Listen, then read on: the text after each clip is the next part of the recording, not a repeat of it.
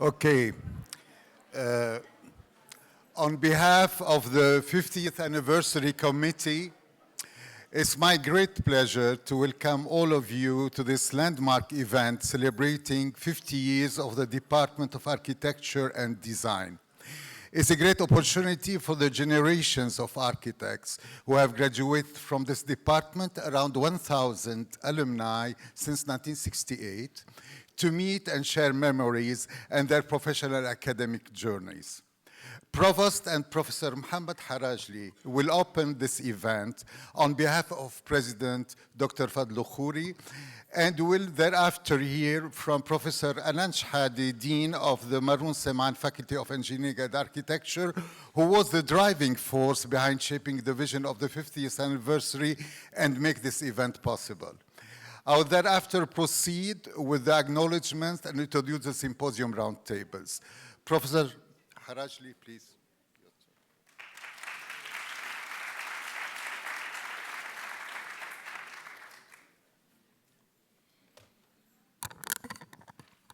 Good afternoon, ladies and gentlemen, esteemed guests, friends, and family of AUB. Today, we honor 50 graduating classes with a Bachelor of Architecture degree who have impacted multiple fields in Lebanon, the Arab world, the region, and beyond. These impacts range from architecture to urban design and planning, to arts and jewelry design, to the social sciences and the humanities.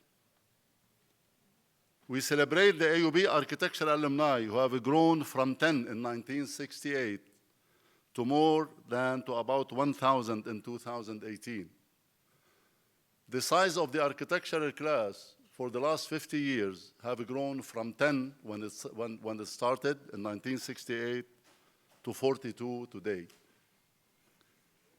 AUB stands committed to its mission of excellence in education, exactly as does the Bachelor of Architecture program at the Maroun Seman Faculty of Engineering and Architecture, to its mission to graduate well-rounded intellectuals, critical thinkers, and skilled professional architects of a better tomorrow who are committed to the advancement of the field and the practice, and who have the sense of responsibility for the built environment and for our precious natural resources.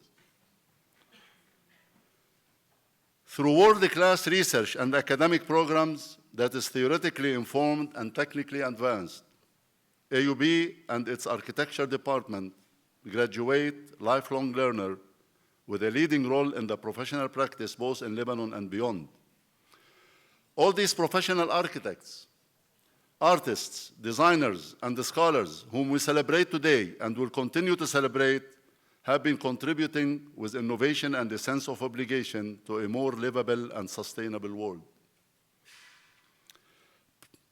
I would like to name a few prominent architects who graduated from the Department of Architecture and Design and who were recipients of the Alumni, Distinguished Alumni Award in Architecture. To name a few, Jad Tabet, who is with us today, who is serving as the President of the Order of Engineers and Architects. Suad Al-Amiri,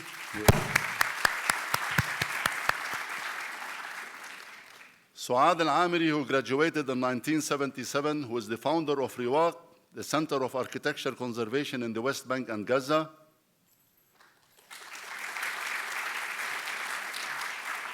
Jafar Touqan, who graduated in 1960, who is the recipient of the prestigious Aga Khan Award for the Children's Village in Aqaba, Jordan. Is he with us? No, with us.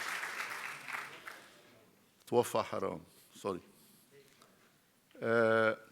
All right. Lina Ghutmi, who graduated in 2003 and whose award-winning work includes the Estonian National Museum,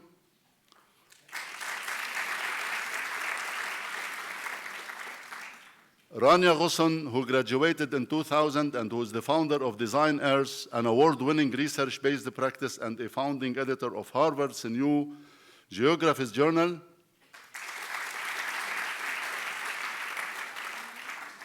And the list can go on and on. I'm not going to forget you. This symposium, curated by our great architect, Dr. Robert Saliba, who is also a colleague. Thank you, Robert, for your efforts.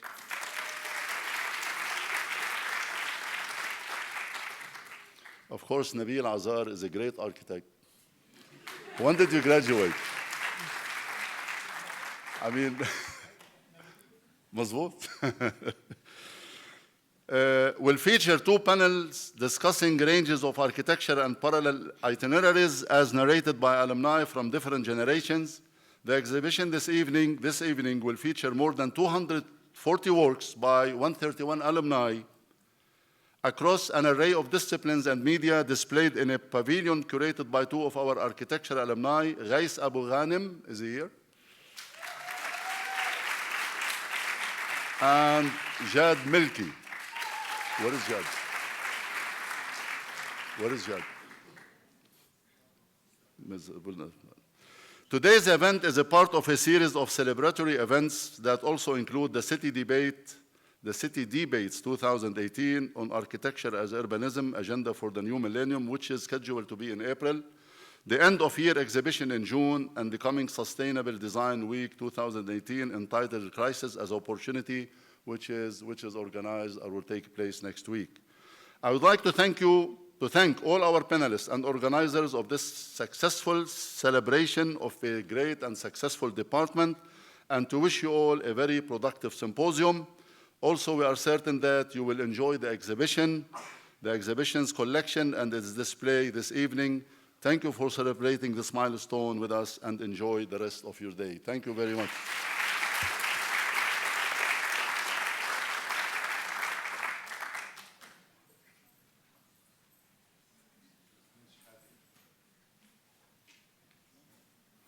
Well, Professor Harajli said, Provost Harajli said a lot of what I wanted to say, so I'm going to have to say something different. Are there any engineers in the room other than Provost Harajli and I, out of curiosity? Oh, there's 1, 2. I have to be careful in that case. Okay, well, you guys are going to have to give me some license here. 1968 was a hot year, if you remember. It was hot in many ways, politically especially. I remember it particularly. I don't remember it. I remember reading about it. I was only 1. But I remember reading about the 1968 Olympics in Mexico City with Juan Carlos and others with the Black Power. And immediately when I saw 1968, it brought that to mind. I'm going to take you back to 1968, a time I don't remember, with some license here. So on what was probably a balmy summer day in 1968, balmy means warm and nice, AUB conferred the Bachelor of Architecture degree on its first batch of 11 graduates. The then new 5-year program was ushered into existence under the watch of soon-to-be Dean Raymond Rosson, who, like his co-conspirator, Professor of Architecture Hassan Salam, was an accomplished and engaged architect, and so he must have appreciated the generative potential of a design-centered program that brought to the table notions of space, philosophical inquiry, research through experimental modeling, and historical self-awareness. From my vantage point today as Dean of MSFEA, I can appreciate that it was no simple feat to steer the faculty in such a direction. It's hard to steer faculty in a very small direction, much less establishing a new program. So until 1963, architecture at AUB was an engineering field that centered on the technology of putting buildings together. Concrete and structures, lighting and controls, air conditioning, acoustic treatments, law and contracts, and basic compositional principles. With its 26 new and revised courses, the new architecture program therefore shifted the emphasis from the how questions to the why questions. And for the first time, Lebanon was able to graduate students speaking the language of modern architecture, strongly influenced by the Bauhaus tradition. Believe me, I actually know what that means. And capable of engaging in building design traditions not limited to the classical pedagogy of the Beaux-Arts. The program and its faculty were also sensitive to the tension between regional architecture and modernity, as famously documented in the publications of Professors Hassan Salam and Friedrich Raget, and later by Jad Tabet, a sensibility that continues to this day. In 1965, AUB President Samuel Kirkwood appointed a somewhat reluctant Ghusn as the third dean of the Faculty of Engineering. Ghusn, it was called the Faculty of Engineering, I didn't leave out architecture. Ghusn promptly divided the faculty into 4 departments: architecture, civil engineering, electrical engineering, and mechanical engineering. The Faculty of Engineering became then known as the Faculty of Engineering and Architecture, and in some ways formalizing what has become, unfortunately, an enduring cultural divide across American institutions between the pedagogies of technology and the pedagogy of design, a matter to which I will return. And this is not a very long essay, so bear with me. In 1966, 1 year later, the architecture department admitted its first female student, Vaso Leos, who graduated in 1971, and it has not looked back since. The department has led all others in the faculty in terms of its fraction of female students and professors.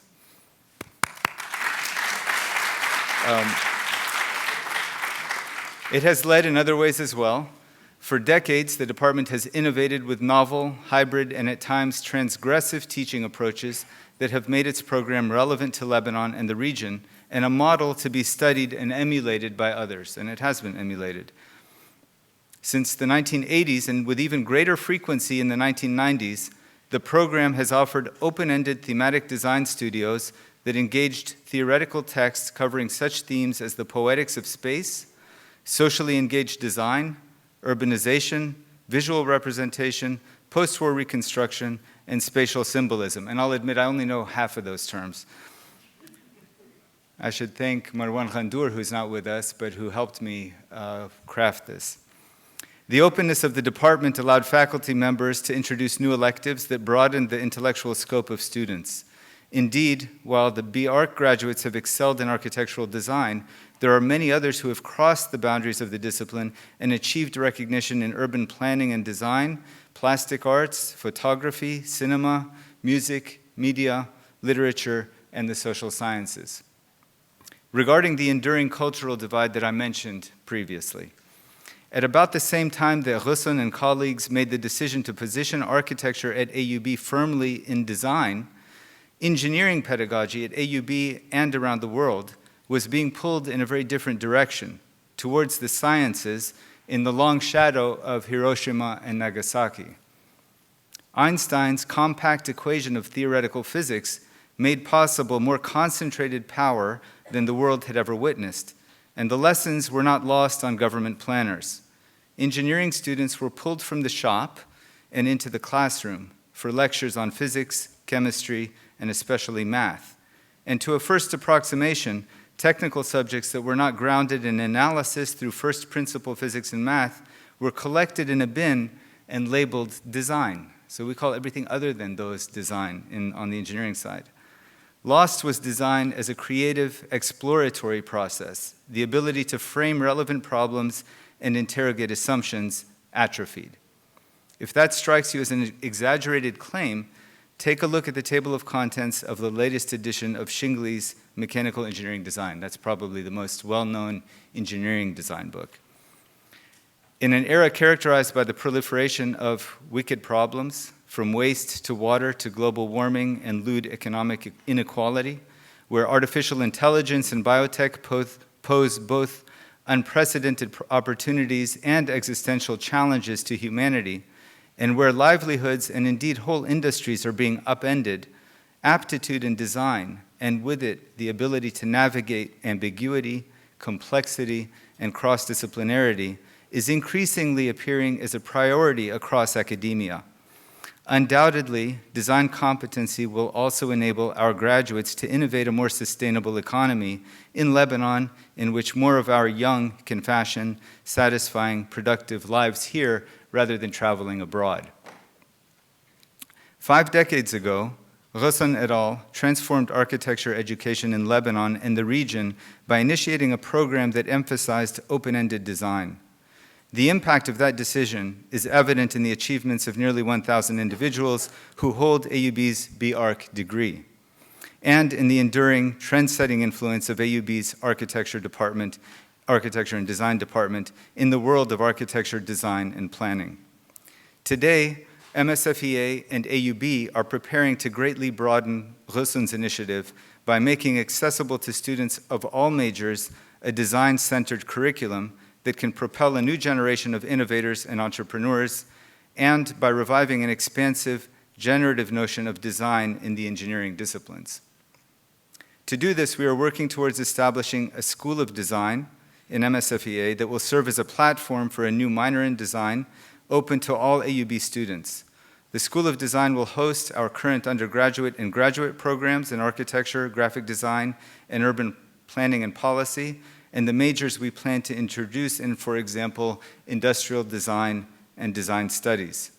The school will be housed in a new 15,000 square meter complex on Lower Campus, for which we are currently seeking funds. So feel free to pitch in. We are counting on our alumni and friends to help make the coming 50 years even more impactful than the golden half century that we are celebrating today. So congratulations to all the alumni, the faculty and staff who made AUB's architecture program one that is so worthy of celebration. Thank you very much.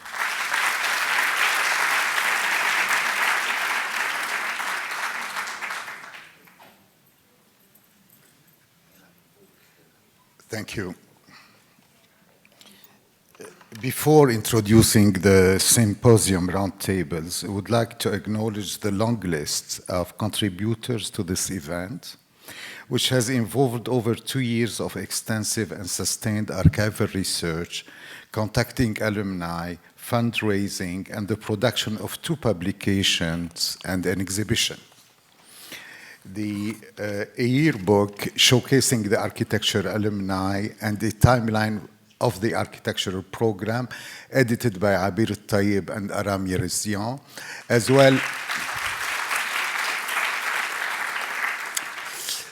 well as an exhibition and exhibition catalog featuring architectural and academic work by students and alumni, curated by Mustafa Jundi, Jad Milki, and Ghith Abirani. First, we would like to especially thank the graduates of BArch 74, Mu'taz Sawaf, Bassem Ziadi, and the estate of the late Omar Salhab for their generous support for the publication, exhibit, and the 50th anniversary events. We would also like to thank Anonymous, Dar al-Handasa Share and Partners, Hisham Jarudi, Nafiz Jundi, and Yasser Kaaki. We would like to extend our gratitude to the Associate VP for Development Alumni Relations, Salma Dannawi Awaida, and the Department of Architecture and Design Chairperson Mona Harb for their support throughout the project. Samar Meati and Mervet Kubaisi at the AUB Jafet Library Archives and Special Collections, and Randa Nawam at the Office of the Registrar provided invaluable guidance in accessing sources and archives. We are grateful to Claire Leader and Yasmin Al-Hajar at the AUB Press for their editorial support, Susan Lane, Tala Sleiman at the AUB Office of Advancement, and Administrative Officer Sirin Salam, and Administrative Secretary Siwar Karaki at the Department of Architecture and Design. Big applause, please.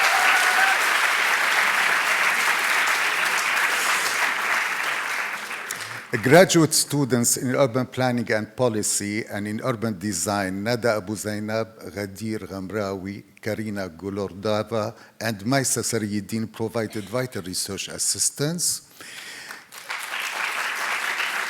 Also, I take this opportunity as well to acknowledge the Architecture 50th Anniversary Committee, Carla Aramoni, Huwaida Al-Harisi, Sany Jamal, Simone Kosremelli, and Aram Yeretzian.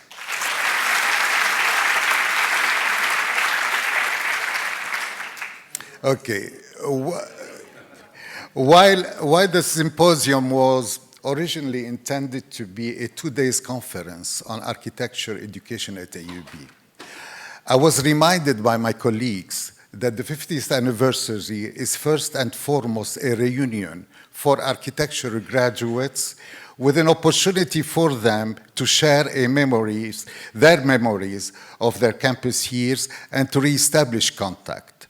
The 2 one-hour roundtables of this symposium brings together several generations of alumni from 1961 to 2008, who will reflect on the impact that architectural education at AUB has had on their professional and academic itineraries. The first roundtable, entitled Architecture Itineraries, will be moderated by Jad Tabet, our current Naib.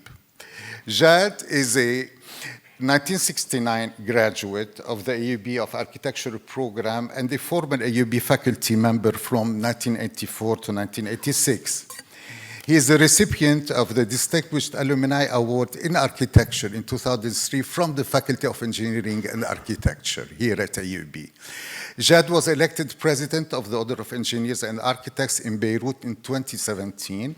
He is the former director of the International Union of Architects, UIA, program for the reconstruction and war-torn cities from 1996 to 2000, and is a member of the UNESCO World Heritage Committee.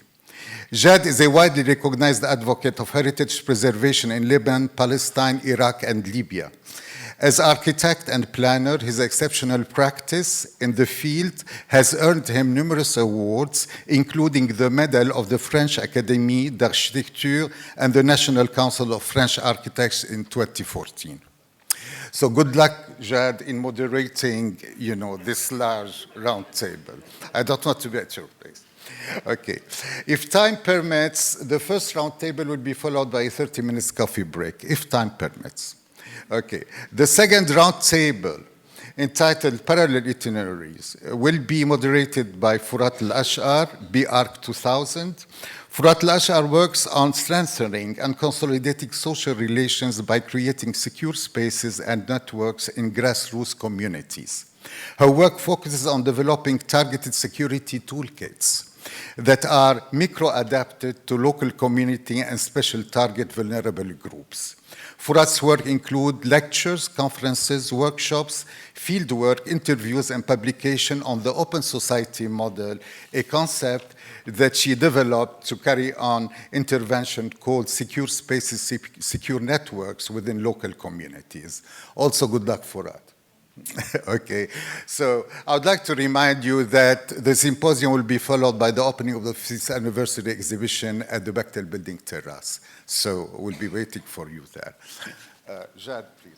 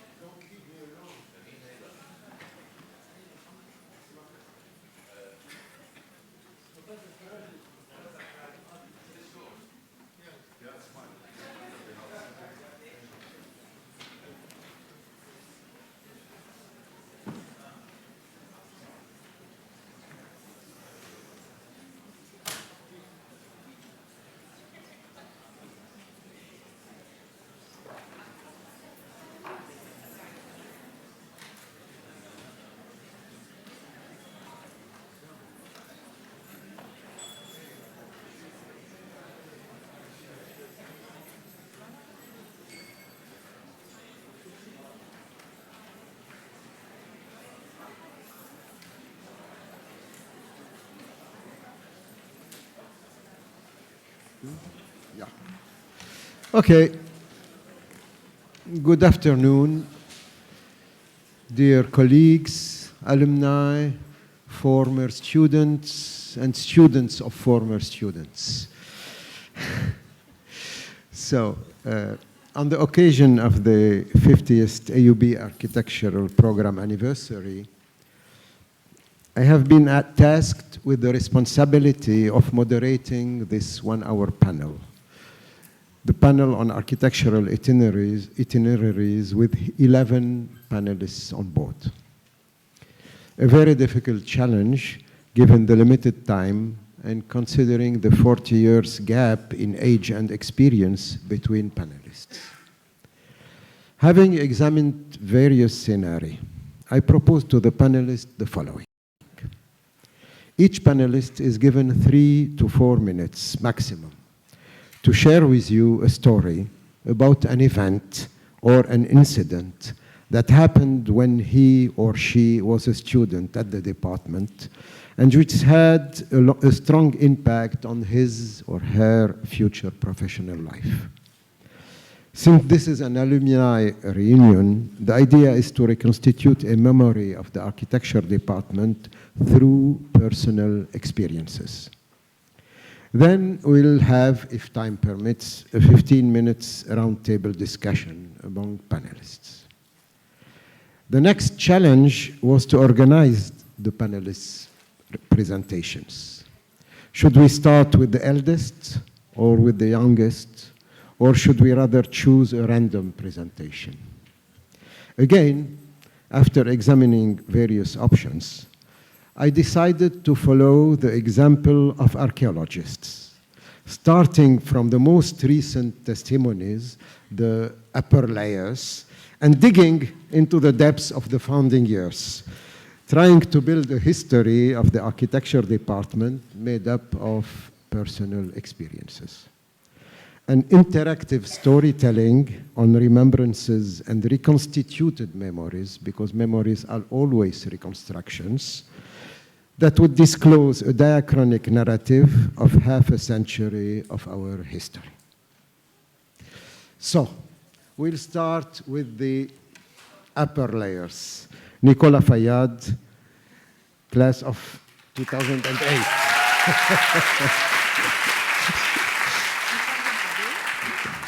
2008. Nicola got his master's degree in architecture with distinction from Harvard GSD in 2010. After working in international offices such as Atelier Jean Nouvel in Paris and Morphosis Architects in New York City, he co-founded East Architecture Studio based in Beirut. He was recently recognized by Forbes magazine as one of the 30 under 30 in the art and design category and was awarded the Young Alumni Award at AUB for his recent achievements. Nicola, it's your turn.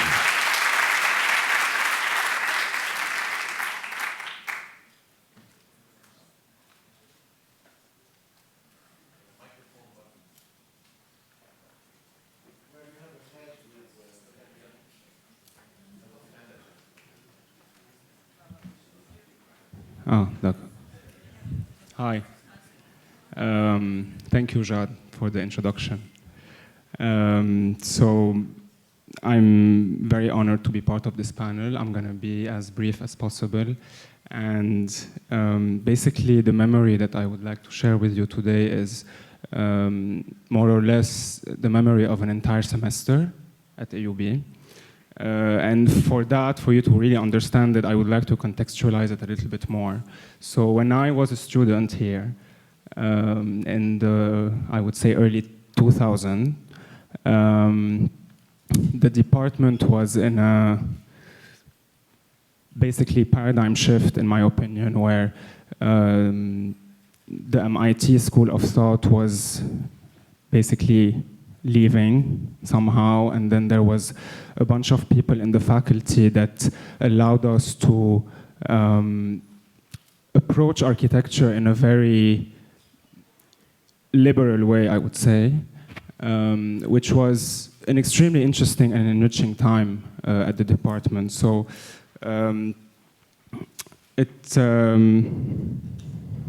so somehow the looser it became, the broader the scope was, and there was a very, I would say, urban approach to architecture. And the memory basically is about a studio that I took in spring 2000, in fall 2006, right after basically the July War of 2006. It was led by Professor Habib Dibas, who is not here today, and Dr. Huwaid Al-Harithi. who's also away, unfortunately. And in that sense,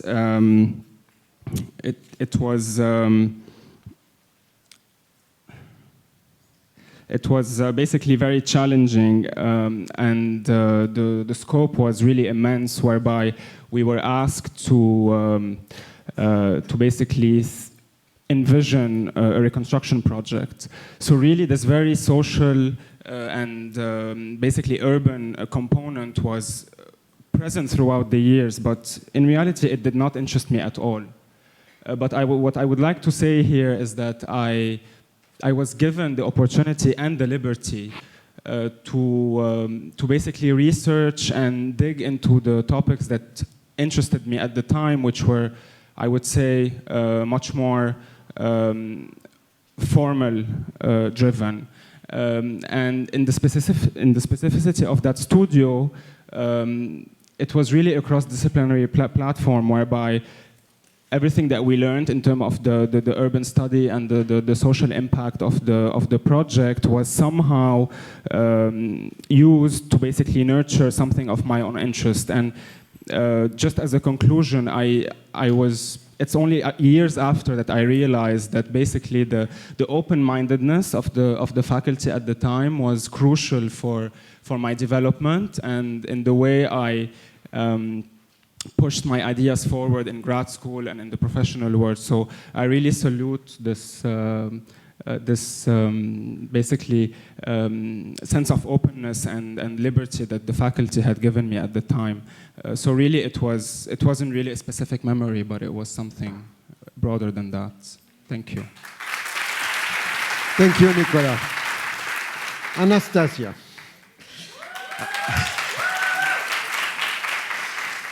Anastasia Elrouss, class of 2005. First worked in Beirut at Samir Khairallah and Partners, and then at Jean Nouvel in Paris. In 2008, she became a partner and general manager of the firm YTAA, and in November 2017, she founded her own architectural practice. In 2014, she co-curated Agora Bordeaux, la Biennale d'Architecture, d'Urbanisme et de Design with Youssef Talmi. And in 2018, she won the iconic award 2018, Innovative Architecture, Best of Best, and a number of her projects were nominated for the German Design Awards 2019.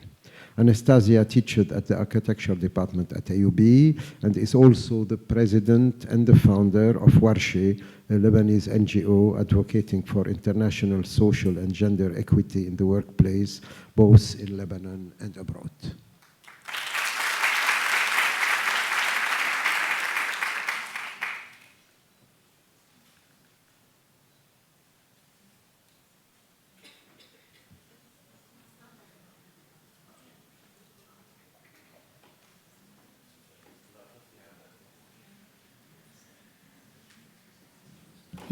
Okay.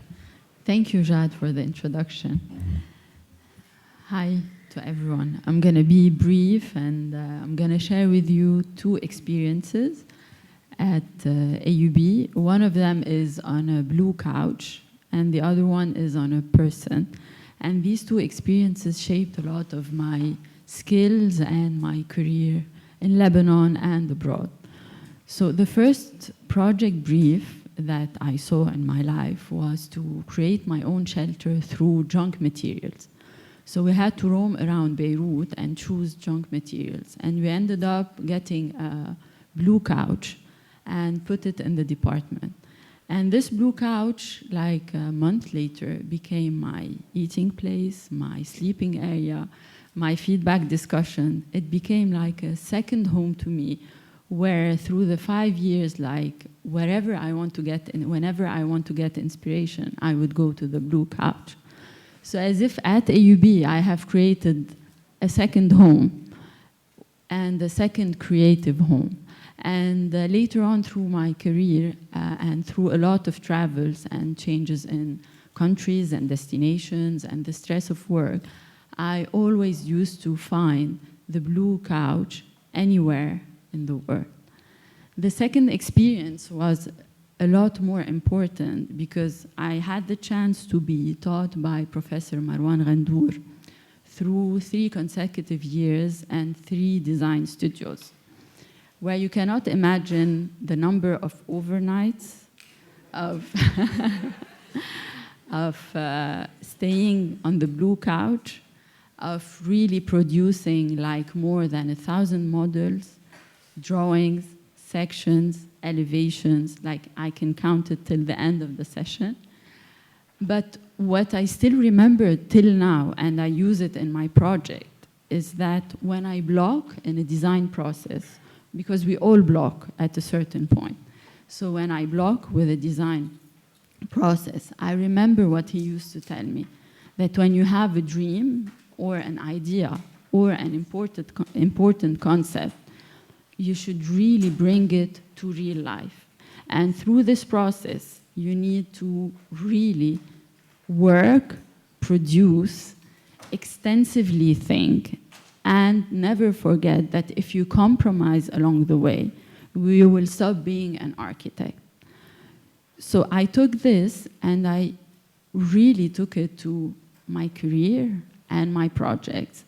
And since 15 years and during all the travels, I make sure to listen to what Marwan used to tell me, that we shouldn't compromise on our dreams and our ideas, but we should really make sure to bring them into real life. And in order to do that, we really need to think about people's life. And we need, through our design, to try and make a change.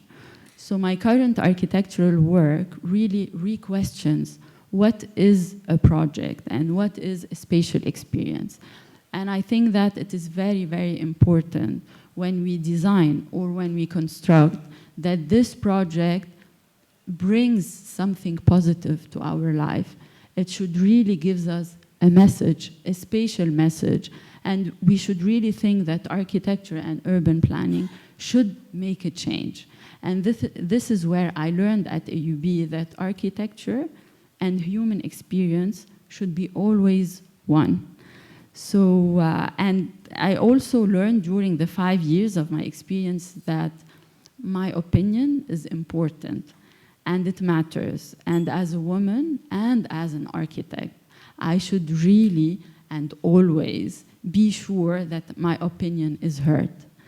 And to cut the story short, I fell in love with architecture at AUB, and I still feel the same 15 years later. Thank you.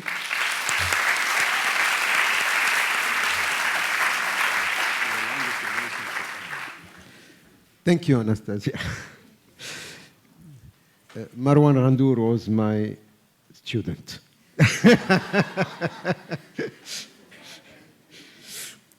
No. Now, Makram Al Kadi. Makram Al Kadi, class of 96. Makram got his master's degree.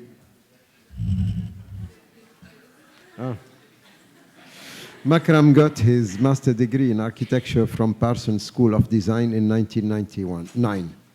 After working at the offices of Fumihiko Maki in Japan, he joined Stephen Hall Architects, where he was project architect on numerous international projects. He's recipient of the 2002 Young Architects Forum Award and the 2010 Emerging Voices Award from the Architectural League in New York. He was also the 2009 finalist in the Young Architects program of MoMA. He taught architecture at the Columbia University, Cornell University, MIT, and Yale University, and he currently teaches design studio at AUB. Thank you, Jad. So also my story is going to be brief. It's going to be a little bit self-deprecating and a little bit dirty, so I apologize in advance.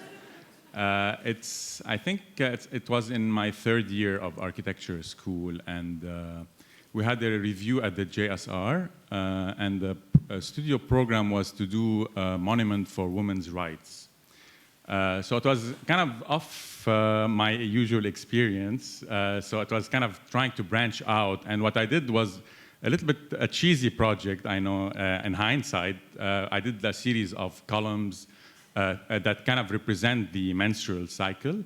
So each one would have a light on top of it, and each day would progress, and one of the columns would light up. And at the end of this cycle was a stage that would open up, and people would debate women issues. So, while I was about to enter the GSR to present my project, I had lost a bet to one of my colleagues at the time called Maya Aranouh.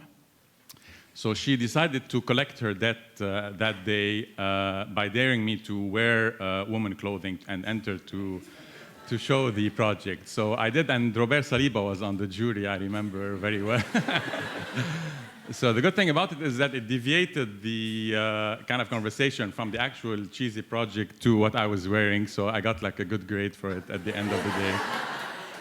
But kind of the memory that I have specifically of this project was the ability that one should have to kind of put oneself outside of oneself and look at the picture from outside. And this is something that kind of remained with me in my profession. And I think later, when I was teaching at Yale, at one point, there was a studio with a very nice title that I think kind of refers to this incident.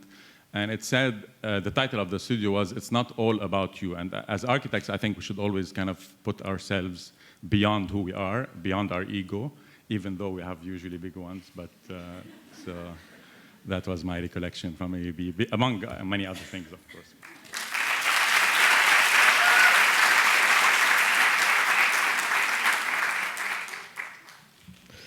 Thank you, Makram. Now, Yasser Kaaki. Yasser, class of 93, started practicing architecture in Saudi Arabia before founding a multinational architectural and interior design office, BLU, with offices in Saudi Arabia, Lebanon, Chicago, and Cairo. BLU designed high-end large residential, mixed-use, resource, and commercial projects, which value exceed $1.8 billion US since 2005 till today. Thank you, Yasser.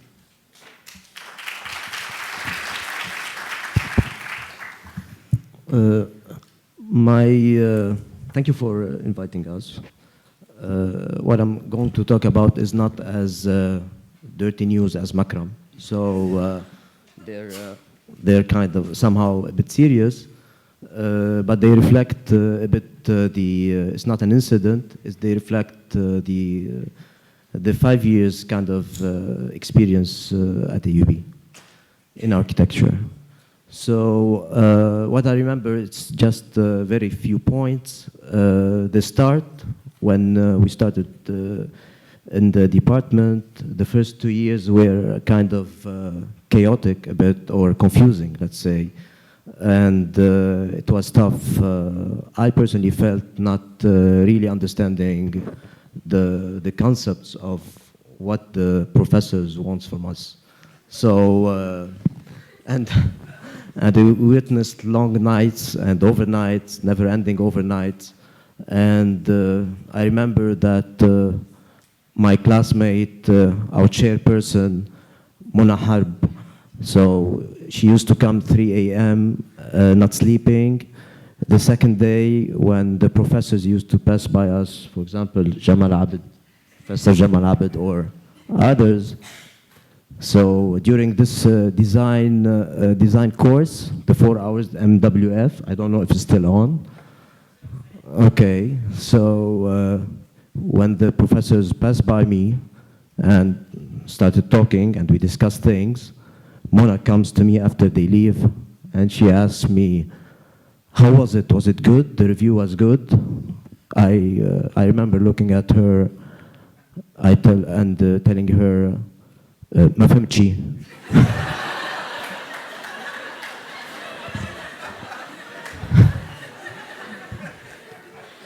And what's worse than that, she tells me, أنا كمان. So,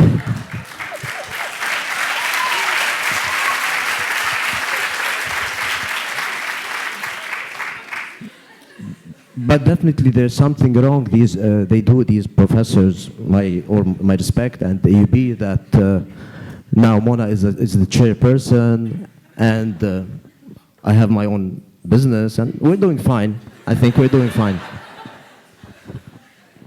But now, a bit seriously, after the second year, the third year, it's about discovering yourself and discovering the concepts of architecture or design your own way. It's about, nobody can teach you this. Okay, you get the education, but you have to discover it, discover the basic concepts your way. And you cannot imagine, I don't know, for the students who are here with us today, you cannot imagine how much you are transformed from the start to the end until you go out and start practicing or going into higher education. You become a different person without noticing. And this is something for AUB, not only architecture, it really teaches how to be hardworking, consistent. Of course, with creativity is in everything, not only in architecture.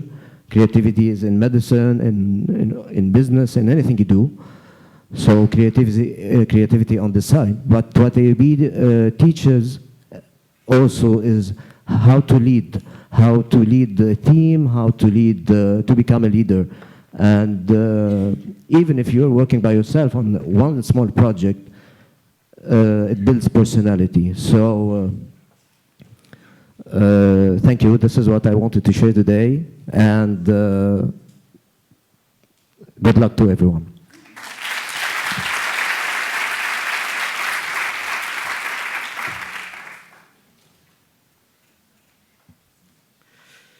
Thank you, Yasser. Now we come to Ikram Zaatari. Ikram is graduated in 1992. She's co-founder and partner in Bachelor Architects Beirut. She worked as a project manager or as a leading architect, mainly on institutional projects. Since 2017, she became design director at the community's business unit, Majid Al Fatwaim Properties in Dubai. Please.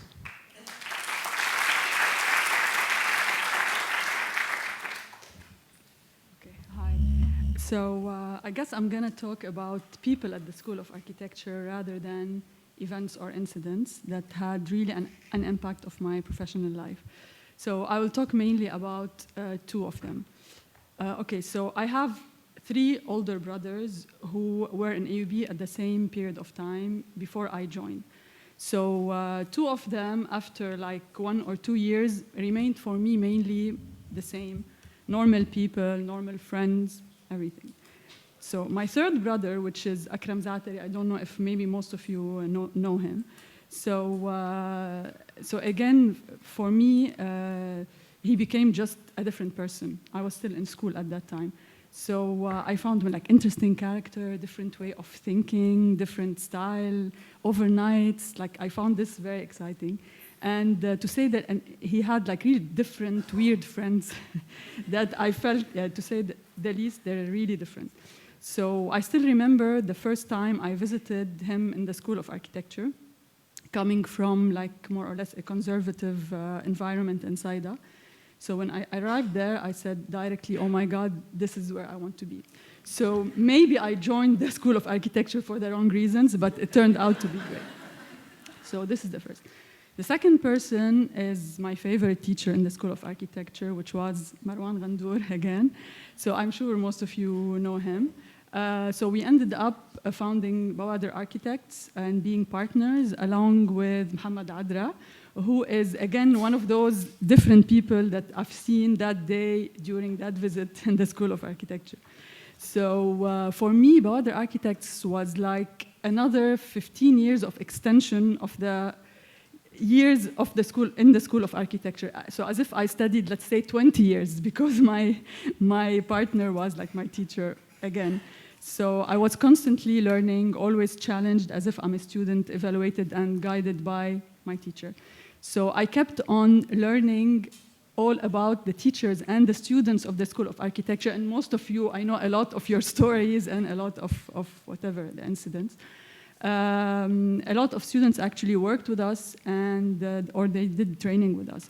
And one of the projects, my favorite projects I worked on was the rehabilitation and the redesign of the School of Architecture at the building, where this time I had to look at it from a completely different perspective as an architect and not as the student. But it was very interesting and very, very emotional for me. But too bad this project stopped at schematic design phase. So I simply didn't feel I left the School of Architecture, even after I moved to Dubai. And AUB is still our dear client in all cases. So, and all through those 26 years of work, of continuous learning, I guess I succeeded in keeping on being motivated and eager to learn as if I'm still a student, and being passionate in all what I do, and in Bawader Architects and even in MAF Properties now. And I guess I'm still trying to be different, but so that's it.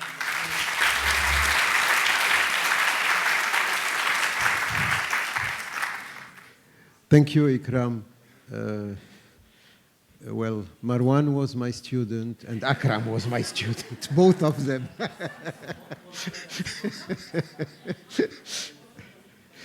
Yeah, both of them. Now, Aram, you were not my student. Aram, class of '89, got his master's degree in architecture, advanced environmental and energy studies from the University of East London in 2004. Following work with Cabinet d'Architectes L'Arche in France, he co-founded in 1999 Prime Design Architects, a professional consultancy that focuses on research and design of sustainable architectural design. Since 2015, he holds a joint position for climate-responsive buildings at the Departments of Architecture and Civil and Environmental Engineering at AUB, and he's a founding member of the LGBC, the Lebanese Green Building Council, and served as president from 2012 to 2014. And I have the pleasure at the present of the order to work with LGBC in several projects. So, thank you, Aram.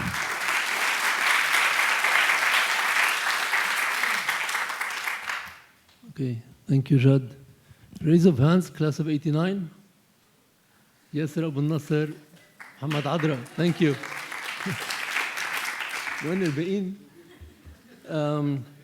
So thinking about the 80s, late 80s, what I'd like to share is, for me, it was a time of tension. A lot of tension, positive tension and negative tension. The negative tension was basically the experiences we had in trying to survive. So from the sniper's bullets at the entrance of our department and the stair in front of it, to the bus we used to take when we wanted to cross to, at that time, East Beirut to go home. So these were buses that were escorted by police. At one incident, the bus was actually shot at, which barely cost me my parents' lives as a heart attack, but survived that. So, and then eventually, so I'm part of a group that did 3 years on main campus and 2 years in the off-campus program, OCP at that time. And even being there, well, at one instant, our studio, which was in a school in Jounieh, actually got a direct missile hit. Fortunately, we weren't in the studio at that point, but so these were things that were happening in our lives as we were pursuing our studies. So that's the negative tension part. The positive tension was the work we did and the thinkers we were exposed to at that time. So on main campus, we had Jay Randall, Fritz Raget, Musselwhite, Jad Tabet, supported by Haitham Haddad, Mohamad Hamouye, Jamal Abed. And once we transferred to the off-campus program, we were exposed to the minds of Antoine Romanus, Khalil and Georges Khoury, Raoul Vernet, Grégoire Seroff, also Franco Speranzoni at that time. So you know, we were kind of really exposed to good and great thinkers in terms of, and the very wide and vast diversity of design approaches, which really for me at that point represented a very interesting pedagogical methodology whereby you don't just stick to 1, 2, or 3 professors. So that was kind of a big advantage having transferred campuses. So that in brief is my reflection. Today I see it as all being part of positive tension, and I kind of suspect that it has left an imprint on the way I evolved. Thank you.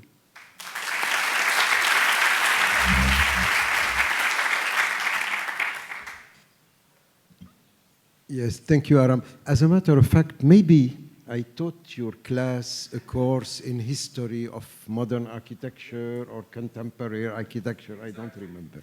Yeah. You were halfway here and halfway in Paris. Exactly.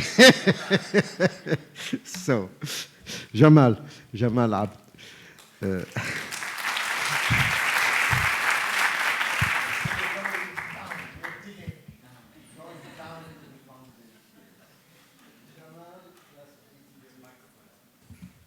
Jamal graduated in 1982.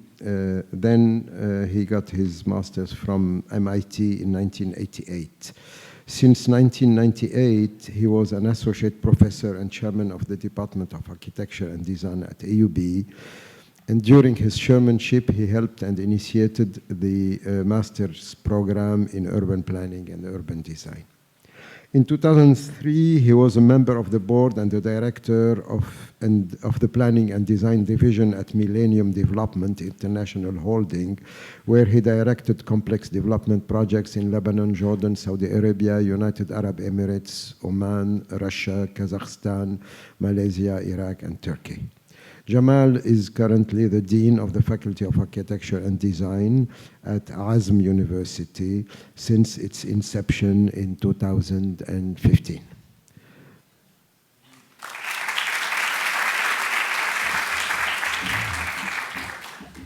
Thank you very much. It's so good to be here. And I'd like to thank all the organization for this opportunity. It's a unique experience to be humbled by our teachers that sit next to us, and to be very proud of our students who are making great strand in their life and career. So thank you very much for all. Rather than talking about memories, I'm more interested actually to commemorate particular figures in the department who helped shape who I am. In particular, I'd like to start with Georges Reyes, who actually did not impact me during his being a student in his design studio, but rather working with him for 4 years after graduation. And believe me, I got all the essence of architecture as a craft. And I mean, he was a big teacher and instructor during that time. I know that, Alan talked about the tension between design and technology. The office then was torn between conception and the technique, the craftsmanship. And Sany actually was the person who mediated between those two. To come back to those points in time, obviously it's been such a long time, and actually those points are important, but equally important, even more, are the ones that we do not remember, because they form and impacted every shed of our intellectual being. In that respect, I just pinpoint J. Randall, who has given us the first time wooden log and asked us to sculpt. and asked us to do the sculpting without having an object in mind. So that was for us the first wrenching out of what is it that we are doing. The second one was Jad Tabet, who encouraged us to design through section and using models at the same time while designing. Khalil Kfouri, in our final project where I was doing the first time where we had the possibility to work with as a joint group on a final project with Nadim Karam and Diana Deeb, actually. And we were dealing with the Martyr Square. And we were like very determined to do a particular direction in our design. And Khalil Kfouri was opposing that. He was, you know, all along with Asim Salam during time, they were our two advisors for the final project. And finally, he stepped back at a moment in time and said, "You convinced me." And that showed an open-mindedness of the instructor that was, you know, very enlightening. Finally, my last memory is of Frederic Raguet, who taught us the regional architecture, who offered us the sensibility towards our vernacular architecture, where he talked and where we learned about sustainable architecture way before sustainability became a fashion into the later discourse in architectural design. And he gave us actually the relevancy between that vernacular architecture, not only the monumental, but even in the mud architecture that we visited in villages of Nahle, of Niha, Nabha, and Jad. Those are no more existent, but we learned about them, and we learned also to design. He offered that a design exercise to work through the mud architecture. And actually, if I remember, Nimr Aboud got the highest grade during that particular exercise. So that's it. Thank you very much.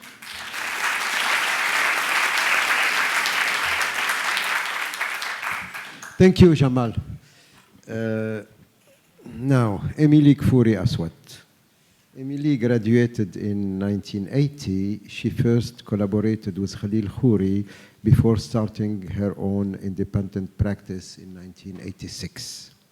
As a matter of fact, Khalil was my teacher at AUB, and then we were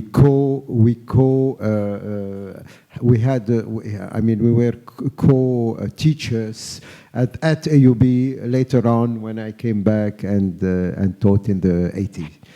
So Emilie has, to her credit, several projects in the field of architecture, residential and industrial, renovation and landscape design. She has been teaching initiation to architecture and model making to architecture students at ALBA for the last 16 years. Thank you. Thank you, Mr. President. Okay.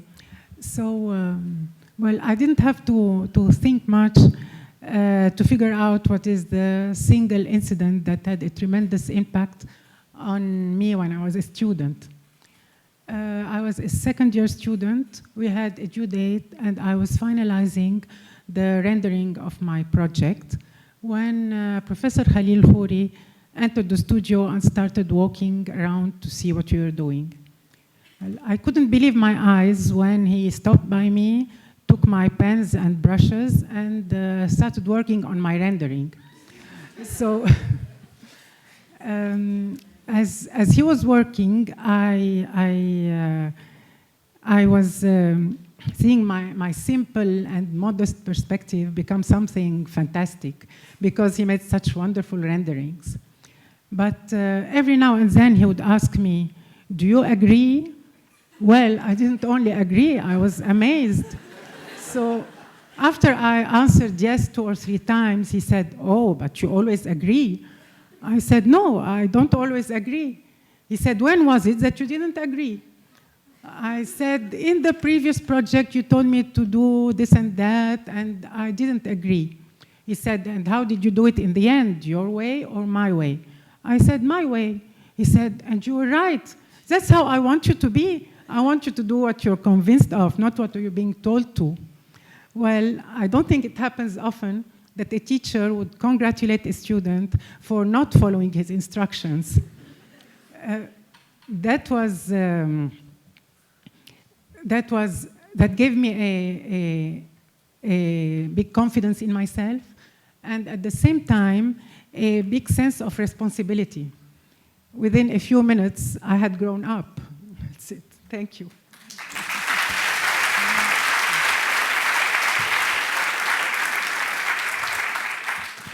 Thank you, Emilie.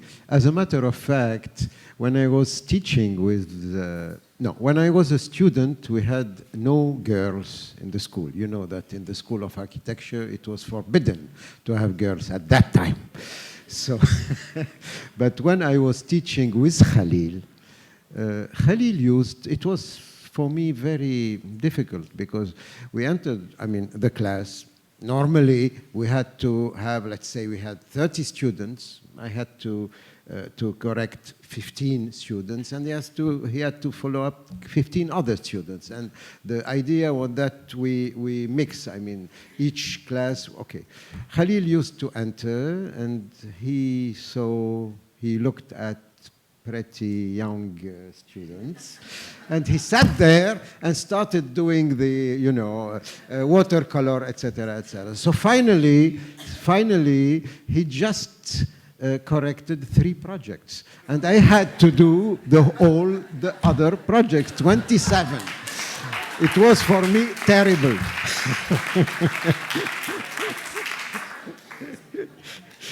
Anyway, Simone, my dear Simone. Sany before, yeah, sorry. Sany, my dear Sany.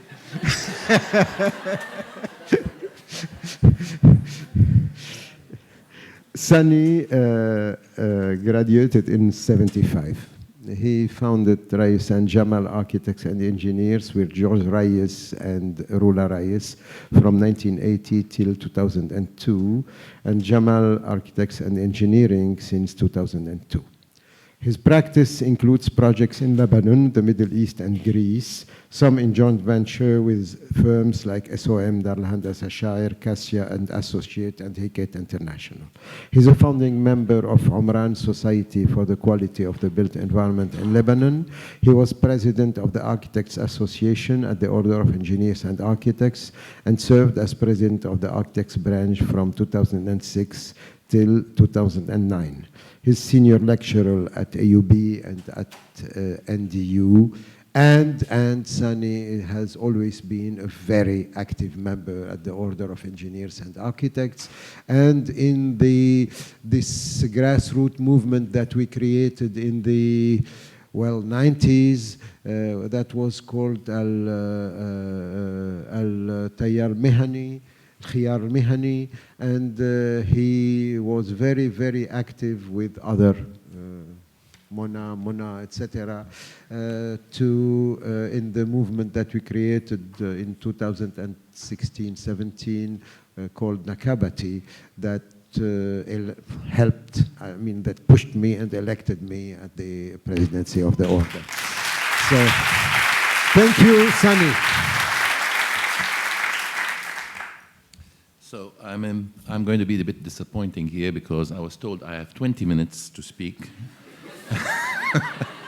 And I therefore prepared all of these documents, but now I've been told it's only 4 minutes, and what do you mean 4 minutes? And please don't push me because I'll start talking for much more during the next centennial. So I'm going to tell you about a series of interconnected memories which form the final, most significant memory as far as I'm concerned. As an adolescent of 13, I was constantly creating something, constantly. FM transmitters, stereo amplifiers, several working microscopes and telescopes. I produced a constant flow of drawings and sketches and paintings, sculptures in clay, stone, cast metal, photography with my own darkroom at home, poetry, texts. I used to read a lot. I listened a lot to music and played music. And I never stopped to think what I was doing. It's just going on doing this. And it went on and on and on. And finally, one day at the age of 16, my mother called me and said, come and sit with me in the garden. So I came and sat there. And she gave me 4 magazines called House Beautiful. And she said, I've been keeping those for you since you were 8. And she looked at me being puzzled, and she silently opened the magazines and pointed out one by one articles about somebody called Frank Lloyd Wright. And she stood up and without saying a word just walked away. And she left me in that garden for an hour reading those articles and really being amazed at the beauty of the architecture and the plans. And then it suddenly struck me, this is what I was going to do. I was going to become an architect. So living across on Bliss Street, across AUB on Bliss Street, I started stealthily running and going into AUB's Jaffet Library and stealing up into the carrels, sitting between the bookcases and pulling down any book I could find on modern architecture.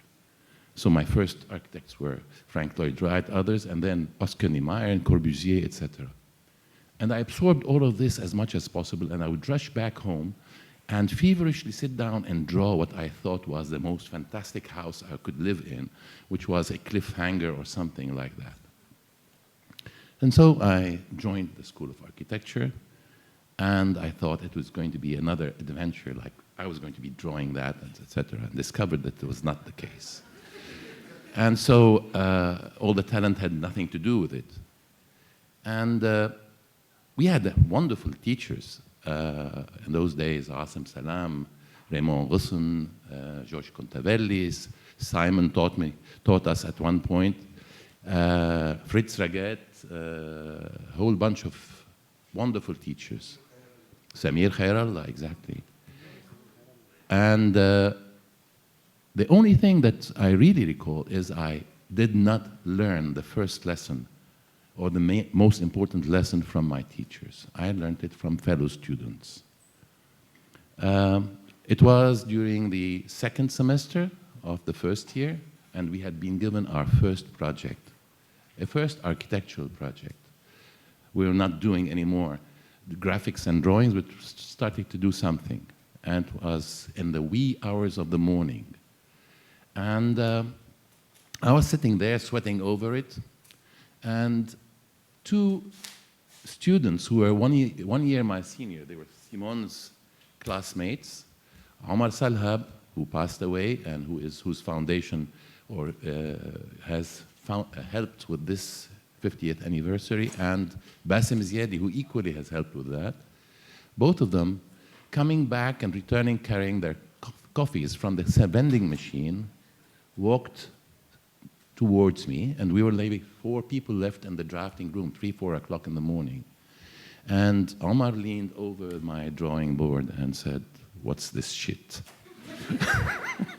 And I said, "What do you mean?" And he said, "What's this plan? How does this work? How can you do this?" And I started to, answer and defend myself.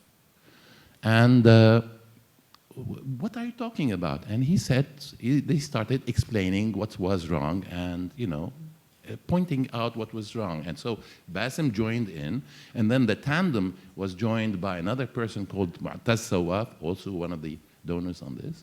And I had all 3 of them on my back telling me what was wrong with my drawing. And so that was probably the longest crit I ever got.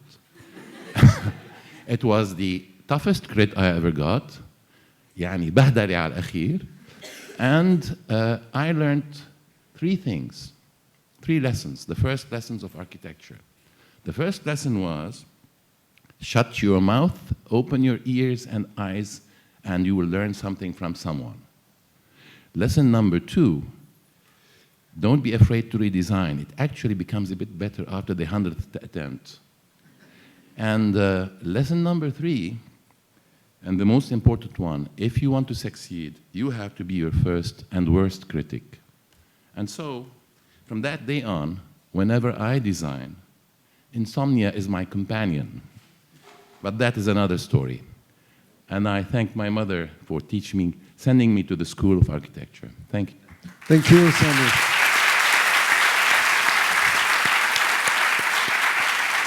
Again, Simone, dear Simone. Voilà. Simone graduated in 1974, and she got her master's degree in urban planning from Columbia University in New York as a Fulbright Scholar in 1976. After working as a freelance architect, she established her architectural and urban design firm in Beirut in 1981, as well as a branch office in Abu Dhabi. Since 2006, she teaches vertical studios on sustainable architecture at AUB, and in 2007, she received the FEA Distinguished Alumni Award.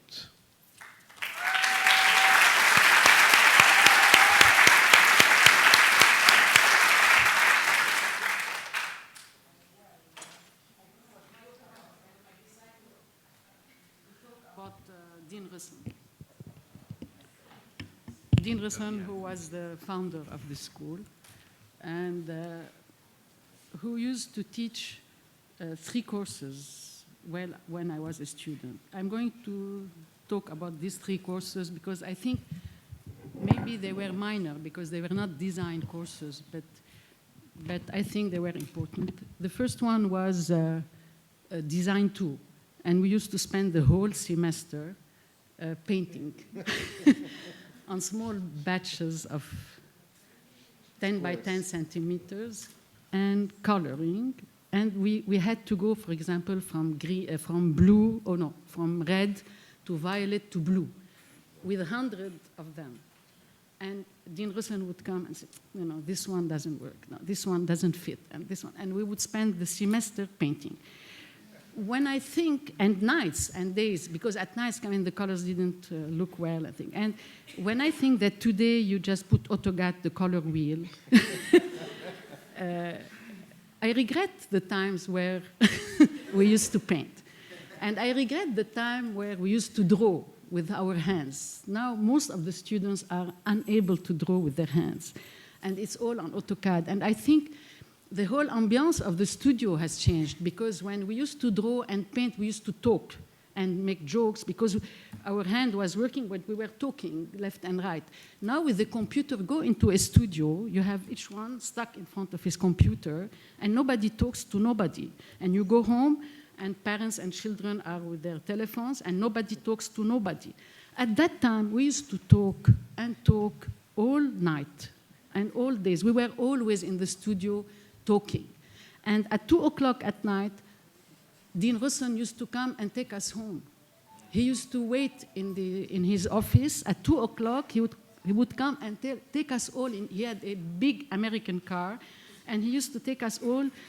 And sometimes we were very hungry, and we used to go with him, Sherry Alambi, Alambi Street, and we used to eat hummus at Marouche with him, with Dean Risson. Dean Risson with his papillon, and we were dirty and unclean, and he would come with the papillon with us at Marouche at 2 o'clock, and then take us each one home. I regret this time, and I regret Marouche at Sherry Alambi because it has disappeared. You cannot eat any hummus or fool at Sherry Alambi these days, I'm sure.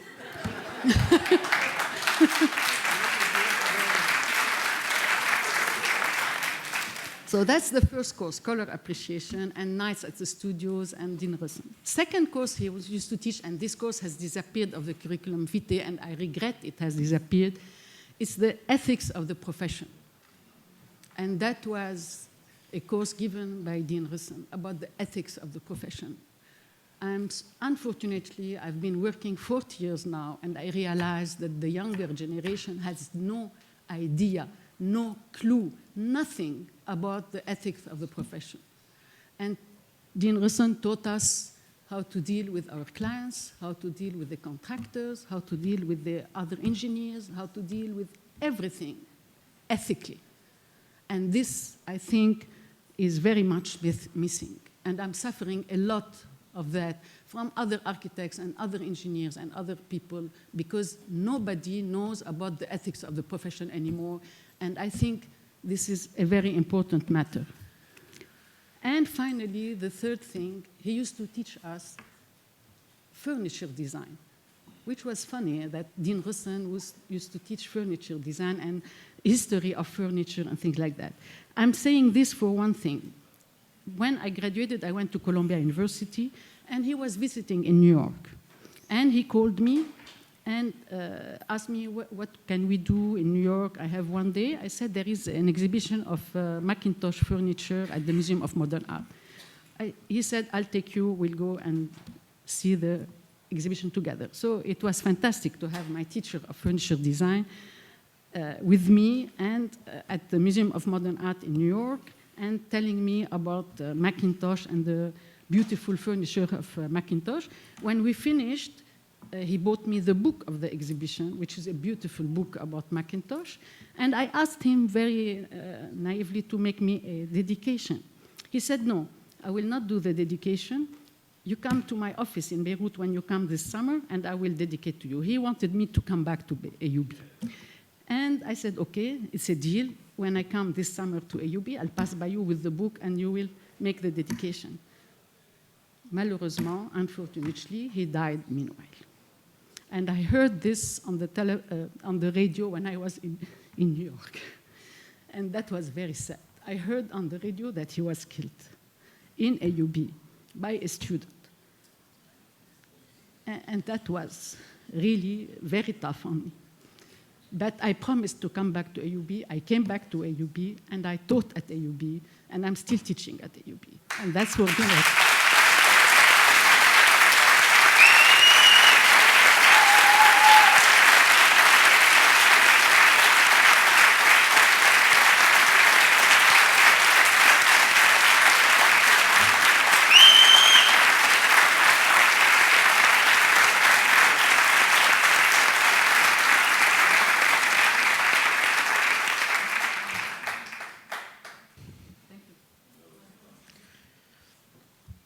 Thank you, Simone.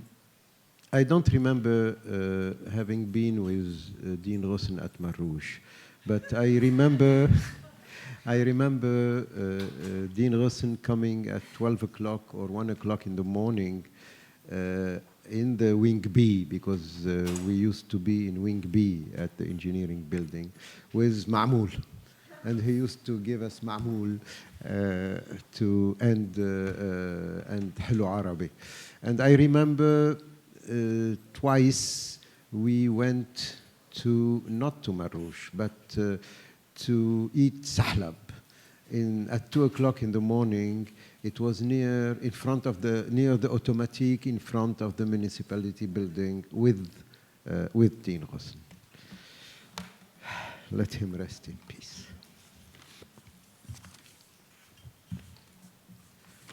Nabil. Halas, we have reached the bottom layers. Faddal, Nabil. Nabil graduated in 70, just 1 year after me. He received the Penrose Award and studied architecture at Chiba University in Japan. After collaborating with former Dean Raymond Russen, he founded his own firm and focused his professional activities in the Kingdom of Saudi Arabia until 1990, after which he moved his work back to Lebanon.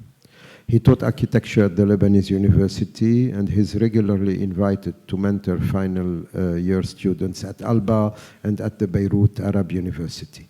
He also started in 1995 the Fawzi Azar Architectural Award, a yearly competition open to the fourth year AUB architecture student. In 2002, at the 50th anniversary of the establishment of the Faculty of Engineering and Architecture at AUB, Nabil received the FEA Distinguished Alumni Award.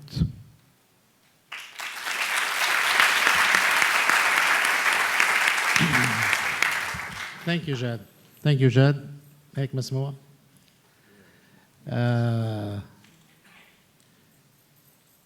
I was thinking of taking the microphone and going under the table so I could be down, like at the bottom of the whole thing. The two incidents marked me during my stay at the architectural school at AUB. One of them is with Professor Asim Slam. Khalil Khouri used to enter the wing and look for beautiful women to sketch with them. Asim Slam used to pass by with a cigar, his Ferrari parked outside, and looking at people, not even talking to them, maybe staying 1 or 2 minutes with 1 or 2 students. It was the second year we were there, and I was lost.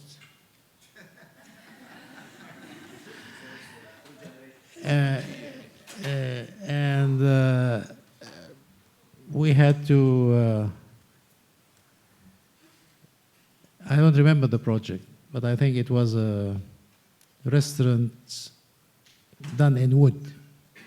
They used to give us one building done in stone, one in wood, one in concrete, one in steel. So this was the restaurant done in wood, and I had some sketches in front of me. And Allah Yarhamu Asim came and said exactly the same words. What is this? Said, well, I said, push aside. He pushed me, took off his jacket, and sat down for something like half an hour. And I think this is how I learned architecture. From this half an hour. And I am where I am now. You're staying in one of the buildings we collaborated in designing. And I always thanked him until his death for what he did for me. This is on the personal side. On a more important to you all, generations, all, it was a night, 1970. We were in Wing B, drawing, and that building near us, which was called the chemistry building, had been just renovated. It was lit, white, beautiful. And we decided that we're going to occupy that building. And that's what we did. We took all the drawing boards, everything, and started moving into that building. And that's how this building became the architectural school.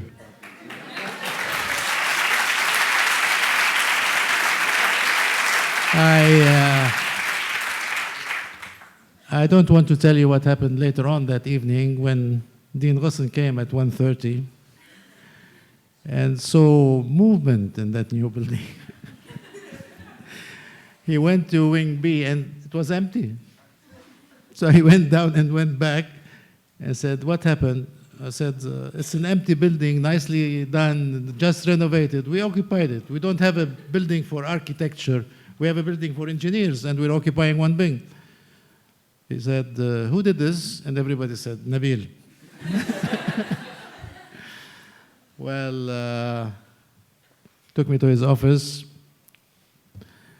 explained why I did the move, but then that was good because I think he wanted it, and he was making negotiation with AUB to take it anyway. And he did give me the Penrose Award at the end. My message to you all is that it's about big time to have the MSFA without the E. We need a faculty of architecture. Dean, please take note, away from the engineers, which is, we owe it, AUB owe it to the student, and the student and the alumni have been performing fantastically.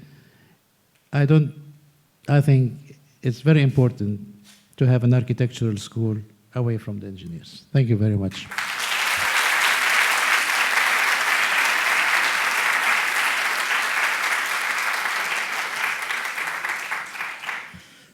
Well, I think, I believe it's my turn to dig into the depths of my memories. Well, I think this first semester of second year is very important for all of us. It's the first encounter with architectural design. And the story I will tell is also about the first project of the second year. It was in October 1965. And we had a project, I don't know, I think it was a small house somewhere in the Lebanese mountains. And well, as all young architecture students, I was discovering this world. And I used to go and follow the teachers and hear what they used to say to other students. And then I came back, I was very happy, and I started doing something which was a accumulation of all what I heard. A bit from here, a bit from there, etc. And then Asim Salam, again, himself, came, looked at me, and told me, Jad, what have you done? I told him, well, I tried to do something that can please everybody. I heard all what the teachers said, etc. He told me, you will never become an architect like this. Forget all of this, all what you heard, and try to, by yourself, to create what you think is adequate to the site and to the program.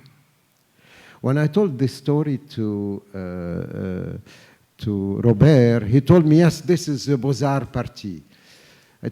And then I thought, it's not the Beaux-Arts party. It's only something, and for me it's very important. It became very important in my architectural practice. Architectural design is not a cumulative process. It's not a process of addition. It's a process of subtraction. When you start designing, you have plenty of ideas, of concepts, of directions, etc. And the process of design is to subtract things and come back to something which is unique and which is the result of this subtractive process. It's difficult. It's hurting. It's like cutting your fingers. I mean, it's very difficult to do this process. And believe me, in all my architectural practice, it's always very suffering. But then, when you finish, when you have your design, and when your building is inhabited, it's fantastic. I always compare this to the what do you call this? The baby blue thing with the lady when she has her child, okay? And it's a period which is very difficult. I know this with my mother, postpartum blues. And a project is like this. When you finish, you have a postpartum blues.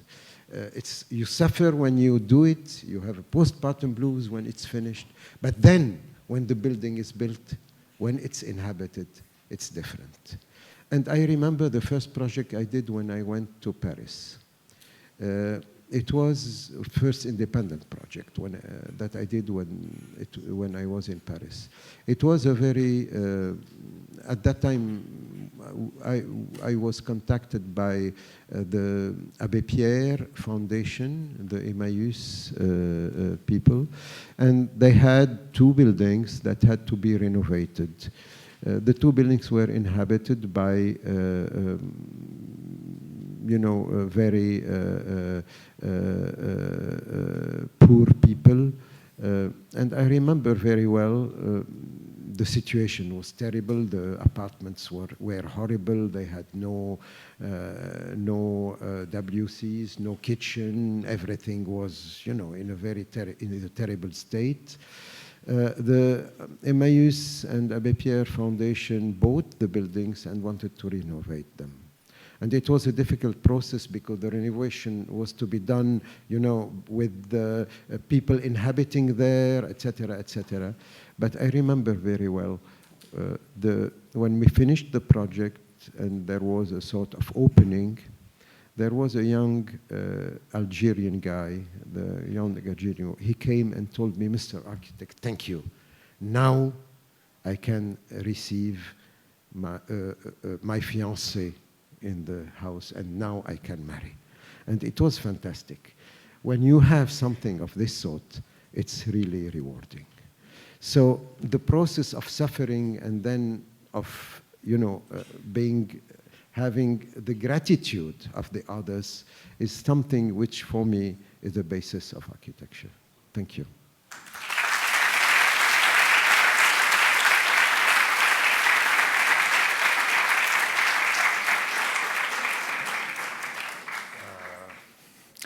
Many thanks, Jad, and all the participants for a great roundtable. It was really emotional and at the same time very enriching. And really, Jad, you managed in 1 hour nearly to deal with the time frame. We will be back at 4:30 for the second roundtable. So please be on time because we have to leave at 6 for the exhibition. Okay, please, before you leave, I really regret because I did not acknowledge and Maya Ali Ahmed Gharbi and Kite Creative because they were responsible for the work on the branding, what you see here, on the branding of the Architecture 50th anniversary, the graphic designs of the exhibition that you will see, and also the 2 publications. So please, a big applause. Thank you.